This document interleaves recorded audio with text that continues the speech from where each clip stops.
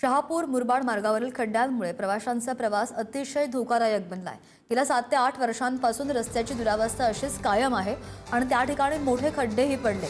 निवेदनं, आंदोलनं आणि उपोषण करूनही प्रशासनानं दुर्लक्ष केल्याचा आरोप नागरिकांनी केलेला आहे।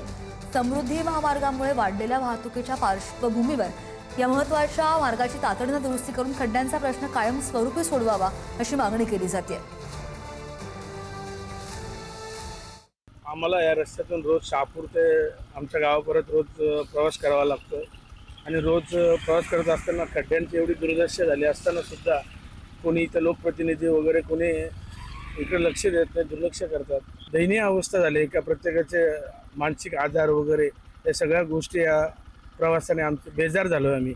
गेले 8-10 वर्ष रस्त्याचं काम चालू आहे, त्याच्यामध्ये काही सुधारणा नाहीये। वारंवार अपघात होतात, लोकांना फार मोठ्या समस्यांना सामना करावा लागतो। रस्ते महामंडळाचे अधिकारी येऊन थोडंफार आम्ही करू असं करून थातूमध्ये उत्तर देऊन झालं। असं अपघात वगैरे होतात मी स्वतः पडलेलं आहे। गुडघे कंबर बिंबर फार दुखते। मी नेली मुरबाड ते शहापूर प्रवास करतो हमेशा असे आता याला समृद्धी रोड गेल्यापासून कमीत कमी ते 1-2-3 वर्ष झाली तरी हे असंच आहे आणि कच्चा काम करताय। आमदार दुरुस्त केलं तर लगेच निघून जाते ताबडतोब।